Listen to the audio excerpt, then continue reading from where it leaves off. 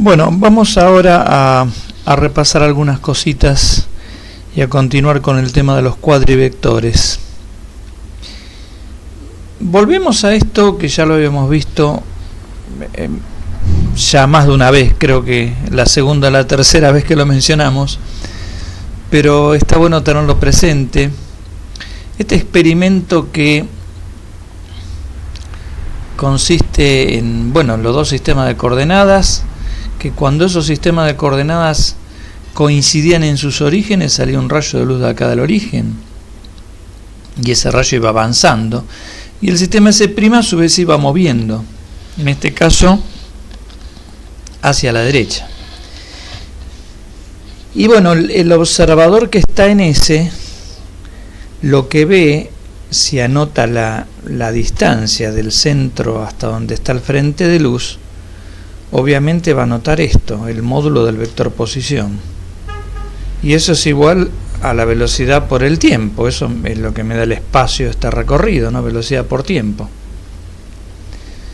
Pero lo mismo va a ver el observador de S', porque ya dijimos que tanto para el observador de S como para el observador de S', la luz mantiene su velocidad. Esto es un postulado, no se demuestra el porqué, es una propiedad, digamos, de la naturaleza, ¿no?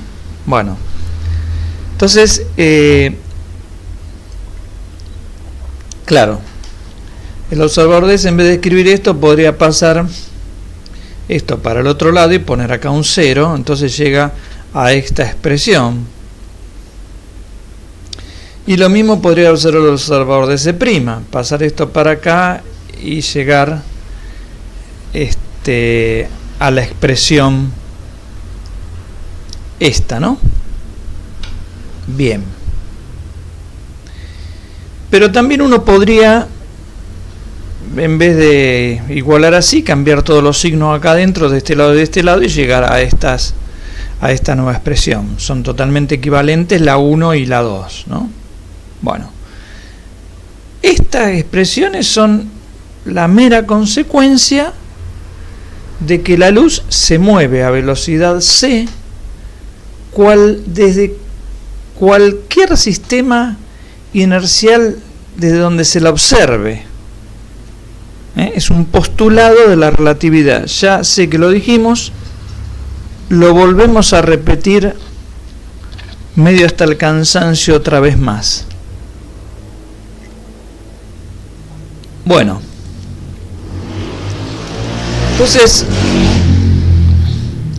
en función de eso uno puede hablar ahora de cuadrivectores, porque si miramos esta expresión, volvamos a la expresión esta, lo que se ve acá, si no estuviera ct cuadrado, esto, supongamos que ct cuadrado no estuviese porque nosotros estuviésemos en el espacio tridimensional común y corriente, donde nosotros tenemos un sistema de referencia y otro rotado. Si no estuviese esto, quedaría que x cuadrado más y cuadrado más z cuadrado es igual a x' cuadrado más y' cuadrado más z' cuadrado. Y eso que está indicando que este es el módulo del vector, visto desde el sistema S. Y esto que está acá es el módulo del mismo vector, pero visto desde el sistema rotado, S'. Bueno, si se trata de una rotación, los módulos no cambian. Y eso es lo que me está diciendo esta ecuación, o esta, ¿no? Equivalentemente.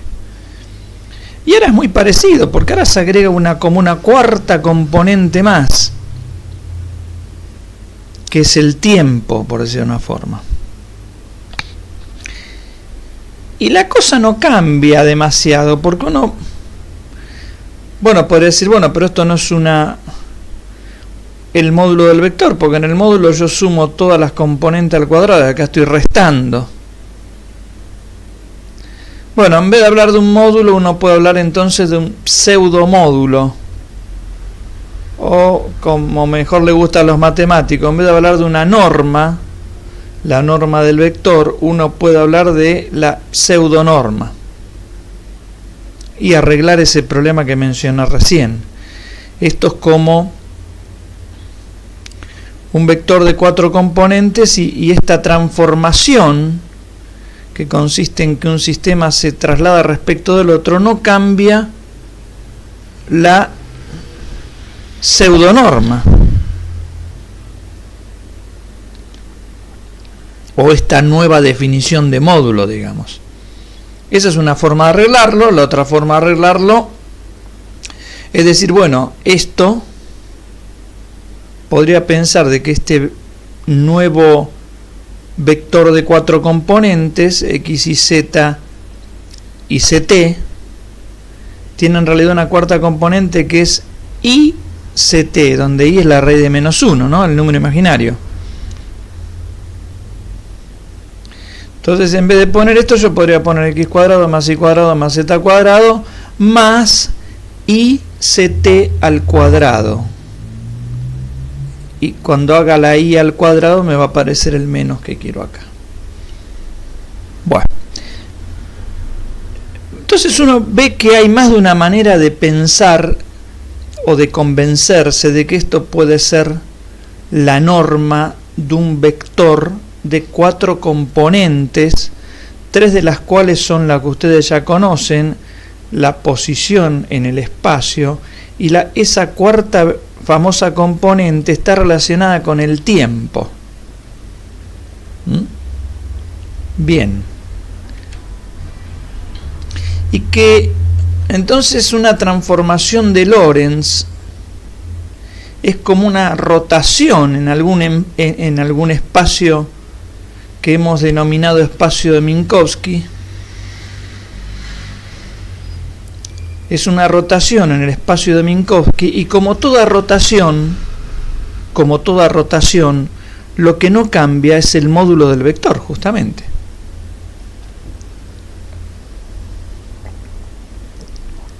Bueno, entonces vuelvo a repetirlo, ya creo que por tercera vez, que estamos pensando, o vamos a empezar a pensar, para introducir la geometría en toda la relatividad especial o restringida, a las transformaciones de Lorentz como rotaciones de estos vectores de 4 componentes en un espacio que se denomina de Minkowski.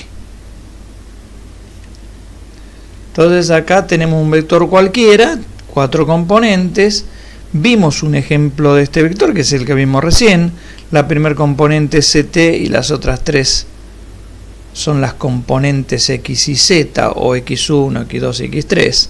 Recuerden que por conveniencia a x a veces la llamamos x1, a y la llamamos x2 y a z lo llamamos x3. Entonces, de la expresión, si uno mira 2, la que está acá atrás, esta, ¿no? Bueno, si ahora en vez de x va a ser x1, o como la llamamos acá, a0, a1, a2 y a3, para no mencionar nada de x.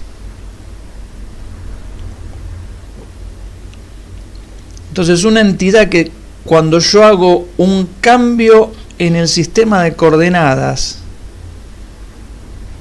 una entidad de 4 componentes, tal que cuando haga un cambio en el sistema de coordenadas se transforma de esta manera, o sea, manteniendo su nueva norma o módulo constante, porque visto desde S es esto y visto desde S' me da lo mismo, y desde cualquier otro sistema de referencia inercial me debería dar lo mismo. Esa entidad la llamamos cuadrivector. Hasta ahí podemos decir que es un resumen de lo que fuimos viendo. Bien. Por otro lado, apareció otro objeto geométrico en toda esta historia, que era lo que denominamos el tensor métrico. El tensor métrico me da información de la estructura geométrica del espacio. Con eso me estoy refiriendo a si, por ejemplo, si mi espacio es plano o si mi espacio es curvo, tiene alguna curvatura. Eso, la curvatura y la planitud de un espacio, no depende del sistema de referencia. O sea, más allá del sistema de referencia utilizado, el espacio puede ser curvo o plano. Eso no depende desde donde yo mido, o sea, de mi sistema de referencia. Y habíamos puesto un ejemplo que, bueno, era sobre una esfera. Si uno se mueve sobre la superficie de una esfera, ahí la recta no existe. O sea, no estoy en un espacio plano. No es válida la geometría euclidiana. Si yo trazo un triángulo sobre una esfera, la suma de los ángulos interiores de ese triángulo no me va a dar 180 grados.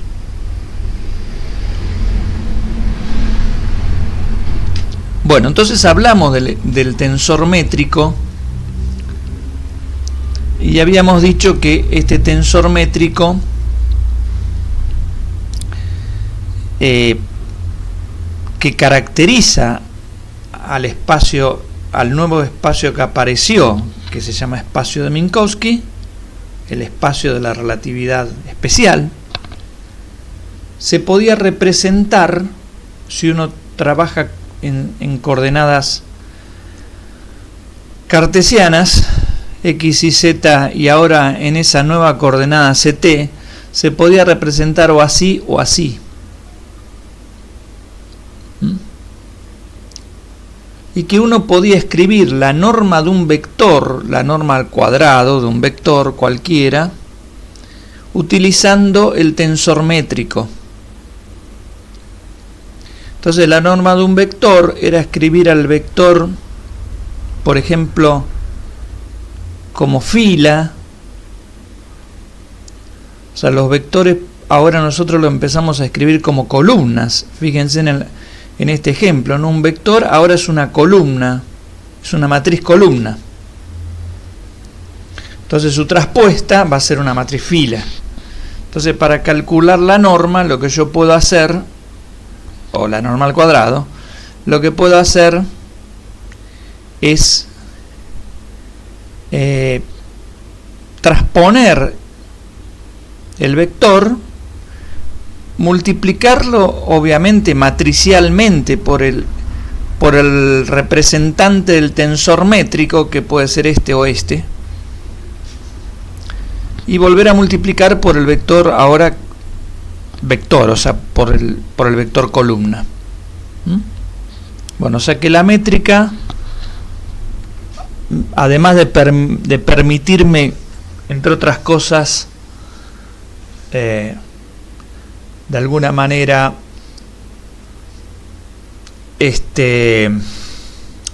saber si el espacio es intrínsecamente curvo o no. Recordemos, creo que lo habíamos mencionado, pero las derivadas de las componentes de la métrica del tensor métrico me dan la curvatura, me dan información sobre la curvatura del espacio. Algo que de lo que vamos a hablar cuando demos un curso así de relatividad general. Bueno, pero además de eso, y además de permitirme calcular, por ejemplo, la longitud línea en cualquier espacio, por ejemplo una línea sobre una esfera, es decir, una geodésica. Además de permitirme calcular, eso también me permite calcular, por ejemplo, la norma de un vector. Bien, con todo ese bagaje de conocimiento previo, podemos analizar ahora una expresión que habíamos obtenido en la clase número 8, que era una expresión de la energía relativista. La energía relativista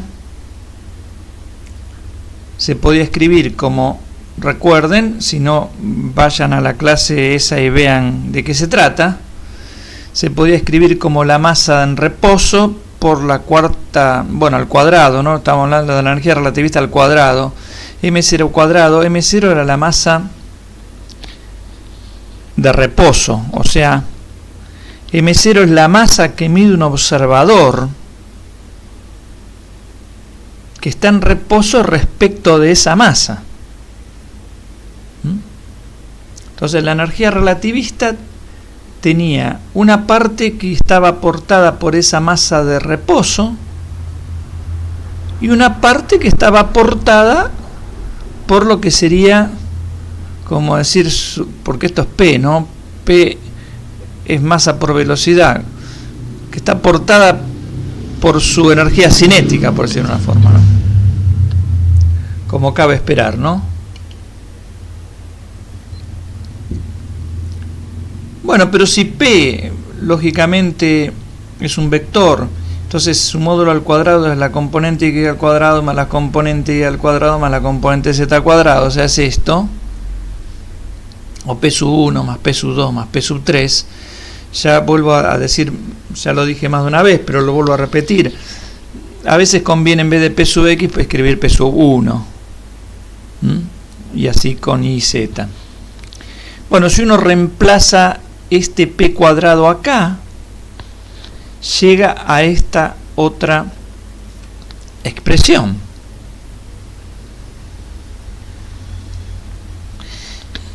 Que la puede escribir así, porque reemplazo P cuadrado ahí y despejo, voy a la hoja anterior. Reemplazo acá P cuadrado, me va a quedar acá una cosa larga, y paso, entro el E acá adentro y paso el M0 C cuarta, M0 cuadrado C cuarta para el otro lado, y llego a esta expresión. Ahora, fíjense que otra vez aparece esto de que, ¿qué parecido es esto a la norma de un vector? Otra vez, fíjense que esto que está acá tiene la misma forma, me voy 2 hojitas atrás, que esto. La misma forma tiene. Entonces, volviendo, por un lado es eso, por otro lado, esto me da una constante, ¿no? Porque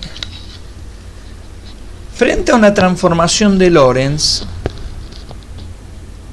la masa en reposo no cambia. Porque yo agarro, estoy en el sistema S'. ¿Qué significa que la masa en reposo sea invariante? Yo estoy en el sistema S' y agarro una botella de 1 litro de agua. En S' tiene 1 kilo. ¿No? Yo estoy en reposo respecto de esa botella de agua. Claro, para el observador de S no va a tener 1 kilo, obviamente. Pero para el de S' tiene 1 kilo. Pero ahora si yo agarro esa botella y se la paso al observador de S, el observador de S va a medir también que esa botella va a tener 1 kilo. Porque va a estar en reposo respecto de él. Entonces la masa de reposo es un invariante de Lorentz. Por cómo está definida la masa en reposo, ¿no? Una es una transformación de Lorentz, pero masa en reposo significa agarrar vos esa masa y medila quieta respecto de vos. Entonces, toda esta cantidad, cuando yo hago una transformación de Lorentz, seguro que va a cambiar esto, la P1, la P sub 2, la P sub 3, va a cambiar todo eso, pero toda la cantidad junta no va a cambiar porque es esto. Entonces, esto es entonces, si uno define este cuadrivector, esto es el módulo de este cuadrivector, que no cambió frente a una transformación de Lorentz, o sea, es efectivamente un cuadrivector, porque alguna, en este caso, tupla de 4 componentes, que frente a una transformación de Lorentz no modifica su módulo, es un cuadrivector.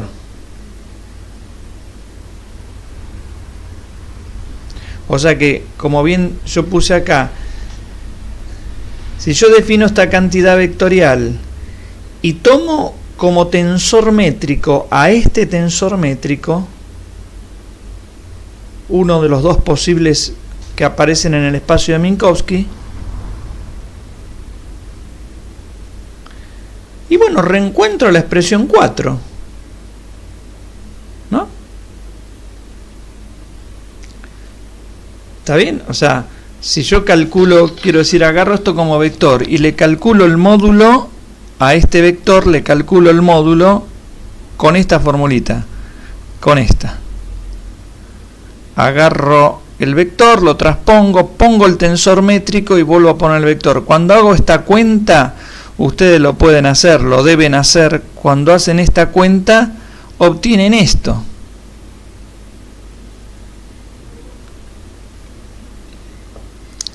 Y esto es constante, o sea, ya está. El módulo de este vector con esta métrica, porque recordemos que las normas de los vectores se están definiendo a través de un tensor métrico. Bueno, si hacemos eso, reencontramos 4, esto, que 4 tiene la forma de 3, ¿no? 3 es esto que estaba acá. Dijimos que si tenía esta forma era un cuadrivector. Y ese cuadrivector importantísimo se denomina cuadrivector energía-momento. O sea, dicho de otra manera, para ponernos bien de acuerdo, cuando ustedes tienen un vector común y corriente, supongamos un vector posición en un espacio de 2 componentes, cuando ustedes rotan el sistema de coordenadas, las componentes del vector cambian, obviamente. Pero el vector no. El vector no cambia sus componentes intrínsecas, o sea, no cambia sus características geométricas. Es decir, si ustedes tienen una flecha, hablando mal y pronto, que apunta en una dirección y en un sentido y tiene un cierto módulo, por modo que ustedes roten el sistema de coordenadas, van a cambiar las componentes X e Y de la flecha, pero la flecha va a seguir apuntando para donde estaba apuntando. ¿Por qué? Porque recordemos que esa flecha está representando, en nuestro caso, una entidad física, una fuerza, un campo magnético, un campo eléctrico. Y eso no cambia porque yo lo mida desde otro lugar, ¿no? Obviamente. Cambia porque, por ejemplo, cambian las posiciones de las partículas que lo generan, qué sé yo. Pero no porque uno mide desde otro lugar, claramente, ¿no? Y esto es lo mismo que eso, parecido a eso. Estas cosas que están acá, E, P sub 1, P sub 2 y P sub 3, son como las coordenadas de este vector que es el vector o el cuadrivector energía-momento, y estas componentes cambian, pero esto es una entidad que no se modifica. O sea, esto es como una flecha en ese espacio de Minkowski, ¿no? Donde, bueno, no tengo componente X y Z, tengo energía y cantidad de movimiento, no importa, pero esto tiene es una entidad geométrica, eso es lo que digo. Así como un vector, por lo que dije antes, ¿no? Yo roto el sistema de coordenadas, cambia sus componentes, pero claro, cambian para que el vector no cambie.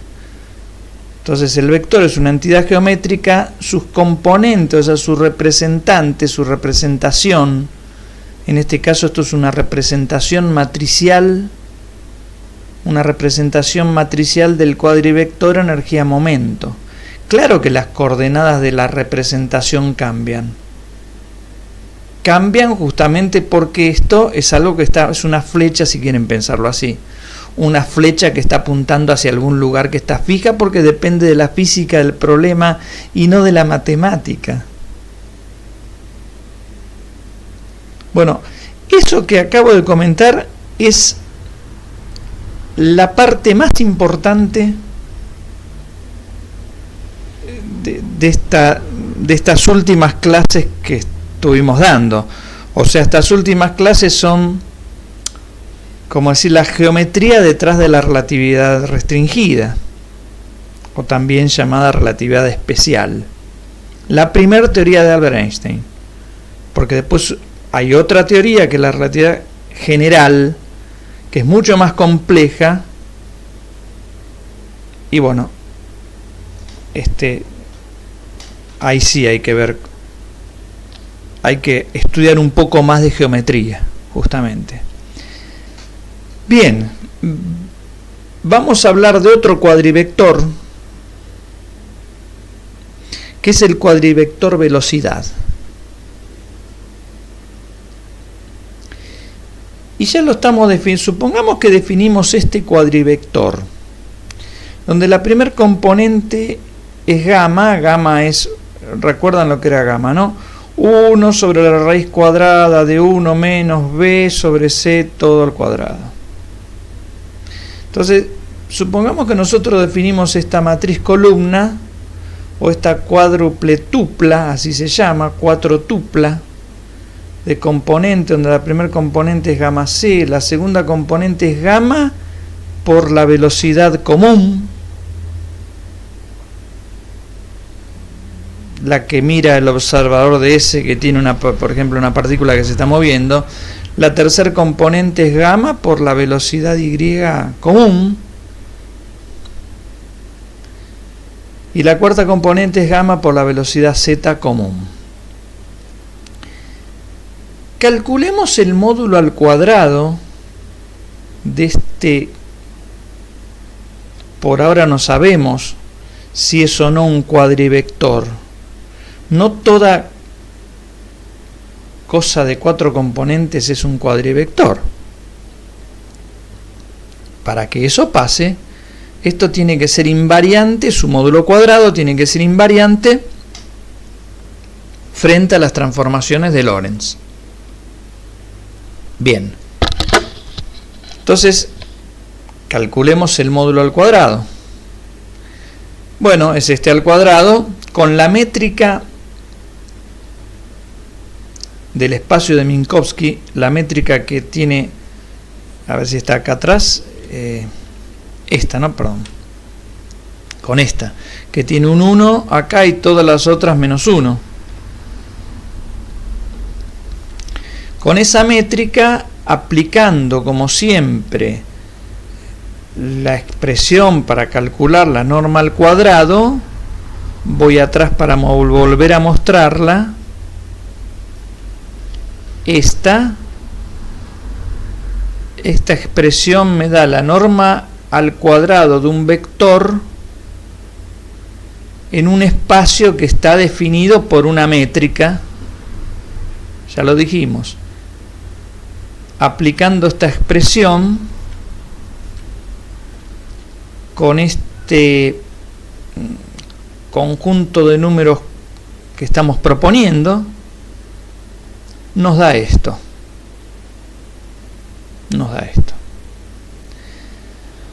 Bien, por otro lado, nosotros ya sabemos que el intervalo de tiempo que transcurre para un observador en movimiento y el intervalo de tiempo que transcurre para otro observador que está en tierra mirando cómo se mueve el otro son distintos. Habíamos encontrado en la página 5 de la clase 5 que el tiempo que mide un observador que está en tierra en reposo, hay dos observadores, uno que está en una nave espacial que se está moviendo y el otro está en tierra. Si el que está en tierra le mira el reloj al que está en la nave espacial, va a ver que ese reloj retrasa. O sea, para el observador que está en tierra, si para el que está arriba en la nave espacial pasó 1 hora, para el que está en tierra va a pasar 1 hora multiplicada por gamma. Eso ya lo habíamos visto. Revisen página 5, clase 5. Eso se llama la dilatación del tiempo. Donde este tiempo, el delta t', es lo que se denomina el tiempo propio. ¿Qué significa esto? Es como la masa de reposo. Supongamos que el observador que se mueve en la nave espacial tiene su reloj y para él pasó 1 hora.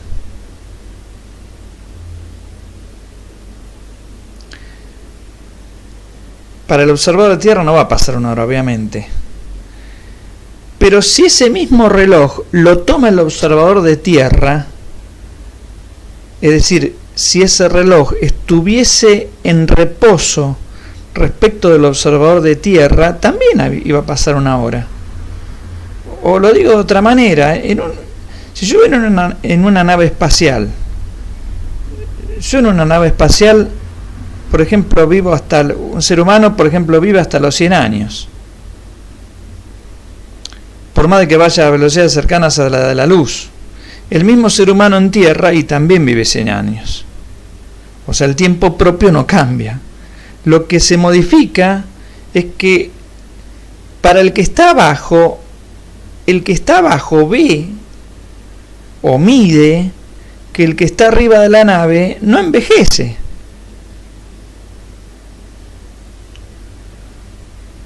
Eso es lo que pasa, ¿está bien? El que está abajo ve que el que está en la nave no envejece, pero el que está en la nave ve que el que no envejece es el que está abajo.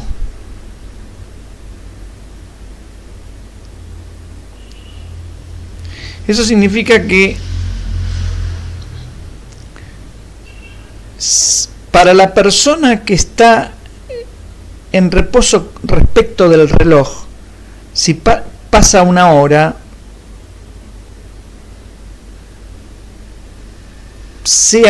ya sea que ese reloj lo tenga el de S' en la mano o lo tenga el observador de S. Eso es lo que se denominó tiempo propio. Y si no lo entienden, piensen en el ejemplo de cuánto vivimos. Si tenemos la suerte de llegar a los 100 años, estamos en una nave espacial viajando casi a la velocidad de la luz, vamos a vivir 100 años adentro de la nave. Lo que pasa es que el problema lo va a tener el de tierra, que va a ver que nosotros vivimos 50.000 millones de años. Ya sea que estemos en la nave o que estemos en tierra, el intervalo de tiempo es el mismo para cada observador para el cual el reloj está fijo, ¿no?, respecto de él. Bueno, de esta expresión podemos despejar ahora el gamma como cociente entre el tiempo relativo y esto que era, o que estamos denominando ahora tiempo propio. Entonces acá donde dice gamma cuadrado podemos poner esto. Esto.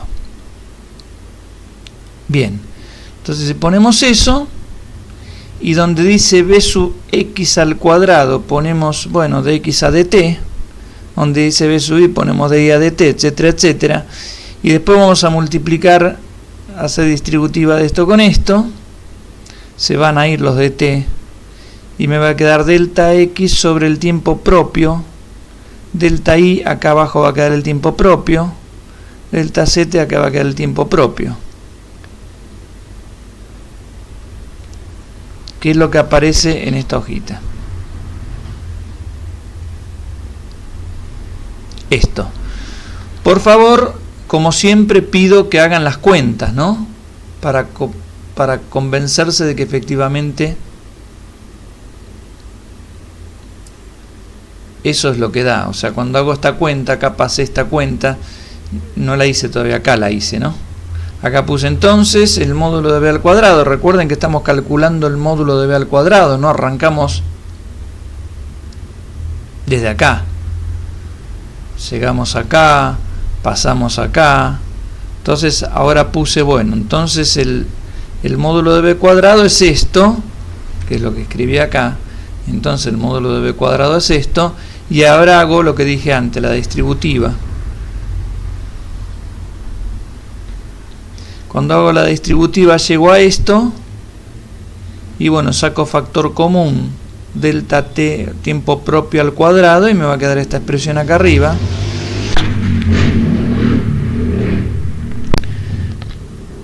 Pero esto ya vimos que es invariante frente a una transformación de Lorentz. Nosotros vimos ct menos x cuadrado menos y cuadrado menos z cuadrado igual a lo mismo en el sistema primado. Bueno, ya sea ct o las variaciones ¿no? de esas cantidades, o sea, esto que está acá es como decir la expresión diferencial, tengo que volver bastante atrás, de esto, ¿no? De esto, ¿no? Yo en vez de escribir esto igual a esto, podría acá poner delta x cuadrado, delta y cuadrado, delta z cuadrado, delta t cuadrado, ¿no? O d de la derivada, ¿no? O sea que lo que llegamos acá ya prácticamente al final es como decir el delta del intervalo. El intervalo es eso, ¿no? Es ct cuadrado menos x cuadrado menos y cuadrado menos z cuadrado, que sabemos que eso es invariante frente a una transformación de Lorentz. O sea que en definitiva la cuenta me está quedando el cociente de dos invariantes, porque esto no cambia frente a una transformación de Lorentz, pero esto tampoco. Y el cociente de dos invariantes es invariante. Entonces, efectivamente,